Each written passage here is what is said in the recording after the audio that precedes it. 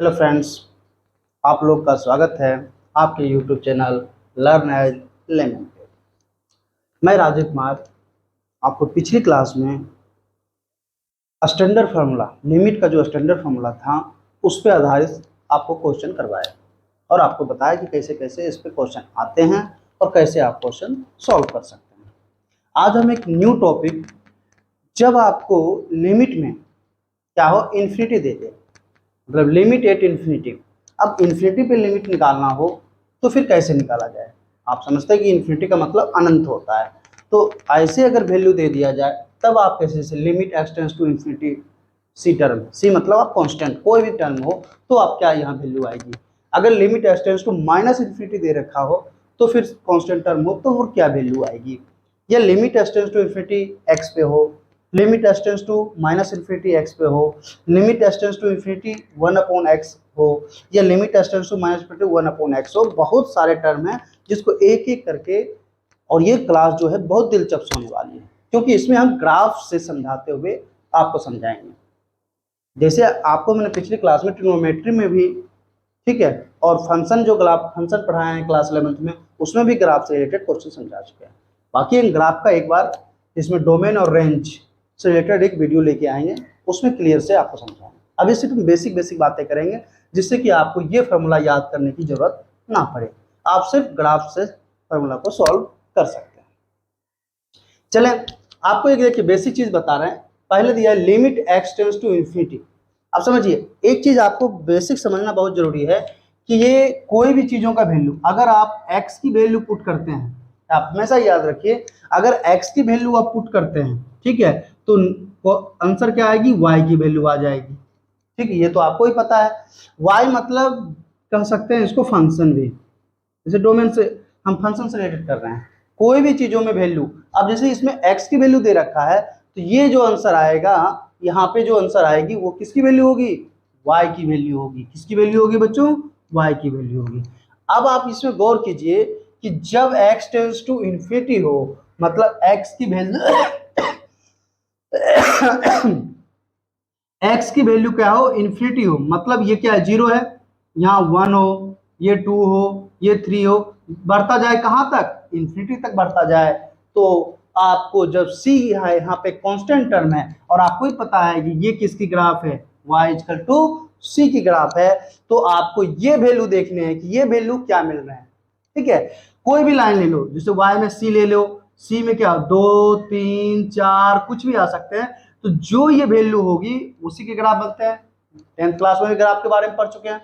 तो आप बताइए कि जब x का मान इंफिनिटी हो तो यहाँ की वैल्यूओं का क्या मान आएगा बच्चों, यही मान आएगा ना, आएगा। स्वाभाविक, जब x टेंड्स टू इंफिनिटी हो, कोई भी कांस्टेंट टर्म होगा, 1 2 3 4 जो भी हो, पर यहां पर देखिए प्लस इंफिनिटी है, तो हमेशा ध्यान रखिएगा कि जीरो से बाद की संख्याओं की बात कर रहा है, इसलिए आंसर यहां पर क्या होगा बच्चों, सी होगा। क्या आंसर होगा, सी होगा। ठीक है, क्लियर। दूसरी x टेंड्स टू, ठीक है बच्चों, आप तो यहां तक समझ गए। डायरेक्ट वैल्यू, अगर x का वैल्यू माइनस इन्फिनिटी है तो x की वैल्यू क्या आ जाएगी, यहाँ पे माइनस इन्फिनिटी, जो रहेगा वो पुट हो जाएगा। क्लियर, इसमें तो कोई दिक्कतें नहीं है। अगर x की वैल्यू यहाँ पर -3 होती तो यहाँ भी -3 होता, यहाँ x की वैल्यू 3 होती तो 3 होता। समझिए, अगर यहाँ पे इन्फिनिटी है तो इन्फिनिटी आ जाएगी, यहाँ पे माइनस इन्फिनिटी है तो माइनस इन्फिनिटी आ जाएगी, इसमें तो कोई टेंशन नहीं है। चलिए नेक्स्ट आपका क्वेश्चन आ जाता है limit x tends to 1/x। ठीक है, आप पॉलिनोमियल के ग्राफ में चलते हैं। इस ग्राफ को आपको पता होगा, इसको हम क्या बोलते हैं, 1/x, फंक्शन x का इक्वल टू 1/x का ग्राफ बोलते हैं ना। आपको भी पता है y इक्वल टू 1/x का ये ग्राफ है। अब मेरा कहना है कि अगर x की वैल्यू यहाँ पे इंफिनिटी रख दें तो क्या आंसर आ जाएंगे। आप गौर कीजिए, y इक्वल टू 1/इंफिनिटी हो जाए तो यहाँ की वैल्यू क्या बनेगी बताइए। आप खुद देखिए कि जब x का मान इन्फिनिटी की तरफ बढ़ रहा है, किसकी तरफ बढ़ रहा है, इन्फिनिटी की तरफ बढ़ रहा है, तो देखिए क्या होते जा रहे हैं, y की वैल्यू क्या हो रही है, x की वैल्यू इन्फिनिटी की तरफ जा रहा है, तो y ग्राफ में देखिएगा, ये ग्राफ कहाँ जीरो की तरफ बढ़ता जा रहा है, ये y की वैल्यू क्या है, यहाँ पे 1 2 3। हम वहीं पर x की वैल्यू, जब x की वैल्यू आप इन्फिनिटी की तरफ बढ़ा रहे हैं, ये चीजें इन्फिनिटी की तरफ बढ़ रही है, तो ये ग्राफ धीरे धीरे धीरे कहां जा रहा है, जीरो की तरफ जाएगा। जब इन्फिनिटी, अभी दिख रहा है कि ये थोड़ा सा दूर है, लेकिन जब इन्फिनिटी की तरफ बढ़ेगा ये धीरे धीरे क्या हो जाएगा, y पे जाके कहीं ना कहीं जाके ये जीरो होगा।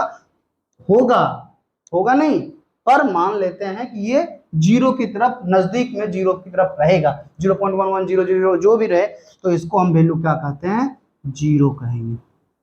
ठीक है, वही चीजें ग्राफ को हम सीधा उल्टा कर दिए, क्या, function x equal to minus. अब इन्फिनिटी की तरफ बात करें, तो जब ये x की वैल्यू हम माइनस इन्फिनिटी की तरफ चलते हैं, देखिए यहां पर क्या है, माइनस इन्फिनिटी है, तो भी y की वैल्यू क्या आ रही है, जीरो ही पहुंचेंगे, x टेंस टू जीरो पहुंचेंगे ना, क्योंकि ये y की वैल्यू यहां पर जीरो, ये उठता जाएगा निगेटिव, क्योंकि निगेटिव से उसकी तरफ बढ़ेगा। तो आप ये गौर कर सकते हैं कि इसकी वैल्यू क्या आ जाएगी, जीरो, इसकी भी वैल्यू क्या आ जाएगी, आपको जीरो। अगर x की वैल्यू आप माइनस इन्फिनिटी डालते हैं तो इसकी वैल्यू जीरो हो जाएगी।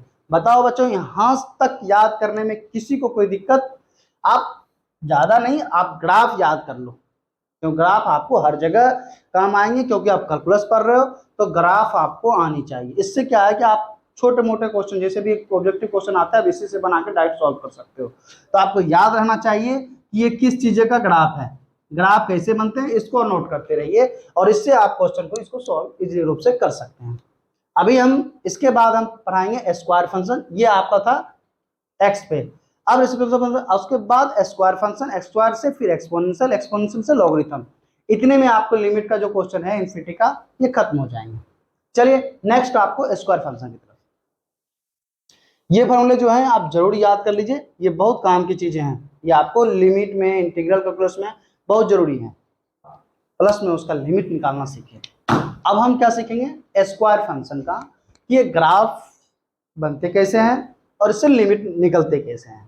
ठीक है, आप फार्मूला याद मत करो, हम बार बार कहते हैं अपने वीडियो में कि फार्मूला को कभी याद मत करो, फार्मूला को सिर्फ समझो, और समझने से क्या आपको याद करने की जरूरत ही नहीं है, आप कभी भी जिंदगी में भूल भी नहीं सकते हैं, और आप जहां चाहिए वहां बहुत सॉल्व कर सकते हैं। ठीक है, सबसे पहले square function, square function is the always positive, ये तो सबको पता है, क्योंकि किसी भी संख्या का आप स्क्वायर करोगे तो वो हमेशा पॉजिटिव ही आएगा।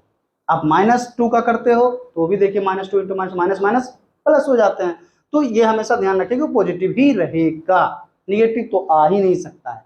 ठीक है, पहला नंबर तो ये कॉन्सेप्ट क्लियर कीजिए। दूसरा देखिए, अब पहला नंबर है limit x tends to infinity x square. अब एक्स स्क्वायर का ग्राफ आप बचपन से पढ़ते आ रहे हैं, बार बार करेंगे, 10th क्लास में आप ये ग्राफ बनाना जानते हैं। ठीक है, कैसे हम निकालते हैं, एक्स की वैल्यू 0 पुट कीजिए, देखिएगा। अब एक ग्राफ हम समझा भी देते हैं, अगर एक्स की वैल्यू आप यहाँ पर 0 पुट कीजिएगा तो वाई की वैल्यू क्या आ जाएंगे बच्चों, बताइए, 0 ही आएंगे ना। एक्स की वैल्यू अगर आप 0 पुट करोगे इसमें 0, तो वाई की वैल्यू भी 0। एक्स की वैल्यू अगर आप 1 पुट करोगे, मान लो कि एक्स की वैल्यू यहाँ पर 1 है, ये 1 है, तो वाई की वैल्यू भी देखिए यहाँ पर 1 आ रहा है ना। फिर एक्स की वैल्यू आप अगर 2 पुट करोगे तो वाई की वैल्यू क्या हो जाएगी, 4 हो जाएगी, ये ध्यान रखना है आपको। ठीक है, अगर यहाँ 2 है तो ये इसकी वैल्यू क्या है, 4 है।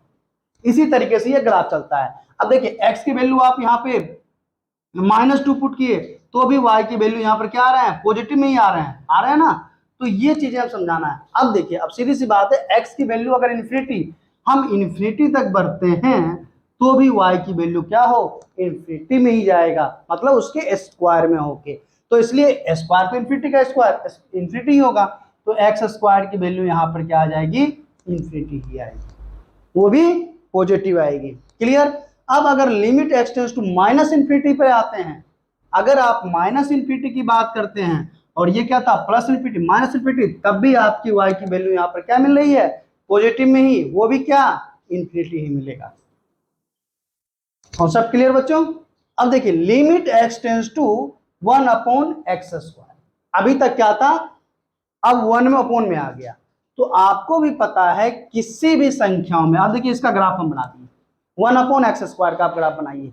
जब एक्स स्क्वायर की वैल्यू यहाँ पर 0 रखते हैं, एक्स की वैल्यू आप 0 रखते हैं, तो आप देखते होंगे कि y की वैल्यू आपको क्या आएगी, ये 0 से दूर हट रहा है ना, 0 पर कहीं मिल ही नहीं रहा है, इन्फिनिटी जा रहा है। और लेकिन ज्यों ज्यों आप इसका मान कॉन्सेप्ट से चलते हैं 1/0, देखिएगा 1 रखिएगा तो 1/1, फिर 1/2 रखेंगे तो 4 हो जाएगा, 1/3 रखिएगा 1 मतलब ज्यों ज्यों आप बढ़ते जाते हैं त्यों त्यों वो ग्राफ क्या होता है, जीरो की तरफ नजदीक आता जाता है।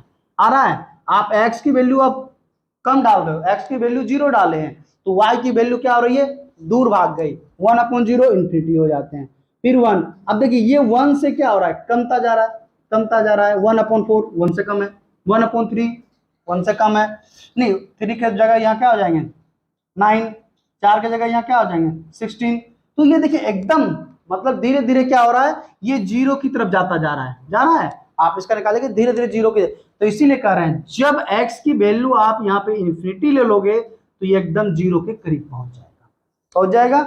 तो 1/x² की वैल्यू यहाँ पर क्या आ जाएगी, जीरो। लिमिट तो यही कहता है ना कि x टेंड्स टू, लिमिट एक है कि बताने का तरीका कि आप कैसे इसको इस लिमिट तक पहुंचा सकते हैं। देखिए x माइनस इन्फिनिटी भी लेते हैं तो माइनस की तरफ अगर आप आते हैं तो भी देखिए हम डायरेक्ट ग्राफ से चलना, समझाना आपको मेनली ग्राफ से है, हम ग्राफ इसलिए पढ़ाना चाह रहे हैं, ग्राफ से आप समझिए। देखिए ये कहाँ जीरो की, अब वही x की वैल्यू लेते हैं, ये पूरी की पूरी फंक्शन क्या है ऊपर पॉजिटिव है तो y की वैल्यू क्या आ जाएगी, आपको जीरो आ जाएगी, ठीक है, ये भी जीरो मिलेगी, अगर निगेटिव भी है तो भी जीरो।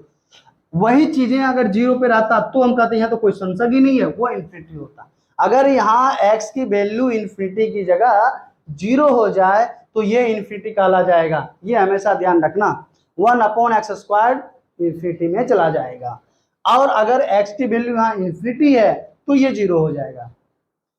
अब यही चीजें अब दो, एक तो कांस्टेंट फंक्शन पढ़ाए पहले रेसिप्रोकल समय, तो कांस्टेंट फंक्शन और स्क्वायर फंक्शन को मिक्स कर देते हैं। Limit x tends to infinity, ये कांस्टेंट कुछ भी रहे, मान लीजिए कांस्टेंट हमें कुछ भी रहे, x पर पावर n, x पर पावर n का मतलब 2 3 4 5 जो भी हो, कुछ भी हो सकते हैं ना, यहाँ पे n की वैल्यू में कुछ भी हो सकते हैं। तो वो रहने पे अगर x की वैल्यू यहाँ पे पॉजिटिव है, अगर x की वैल्यू ये पॉजिटिव है तो y तो ऑलवेज पॉजिटिव ही मिलेगा ना, y क्या मिलेगा पॉजिटिव। अब अगर सिर्फ जीरो पे ही इंफिनिटी है ये याद रखना, लेकिन जैसे ही आप आगे बढ़ते हैं तो वो क्या होता है, आगे की तरफ बढ़ता चला जाता है, वो कहां जाएगा जीरो की तरफ। यहां से देख रहे हैं एकदम जीरो की तरफ हो गए ना, मतलब सिर्फ वन पे ही, सिर्फ किस पे, वन पे, ये टर्म देखिए ये जो है ये वन पे ही वन है, वन पे ही वन है, बाकी जीरो की तरफ जा रहा है। चलिए ये भी माइनस इन्फिनिटी ले लिए, इसमें भी यही फंडा है, अगर आप -1 ले रहे हैं तब भी ये वन की तरफ ही है, ठीक है, ये आप समझ लीजिए। थोड़ा ग्राफ बनाने में यहाँ पर ऐसे बनेंगे जिससे कि आपको क्लियर, वन ही है तो ये भी क्या हो जाएंगे, तो ये जीरो हो जाएंगे। अगर एन कितना भी ले लो, वर्ड रहे इवेंट रहे, उससे कोई फर्क नहीं पड़ना, वो आपको आके जीरो ही बना, ठीक है। ये तो भैया हुआ लिमिट। लिमिट में आपको ये चीजें याद होनी चाहिए, limit s tends to infinity x² infinity हो गया, limit s tends to minus infinity x² infinity. तो और ये जितने भी फंक्शन बटे में रहेंगे ना, नॉमिनेटर बाय डिनोमिनेटर रहेगा, वो सब का सब जीरो ही होगा आंख मूंद के, अगर इन्फिनिटी टर्म लगा हुआ हो तो, ठीक है। नेक्स्ट में हम एक्सपोनेंशियल फंक्शन लेके आते हैं और उसके बाद फिर लॉगरिथम फंक्शन। तो बच्चों आज का वीडियो यहीं तक, फिर नेक्स्ट वीडियो, थैंक यू।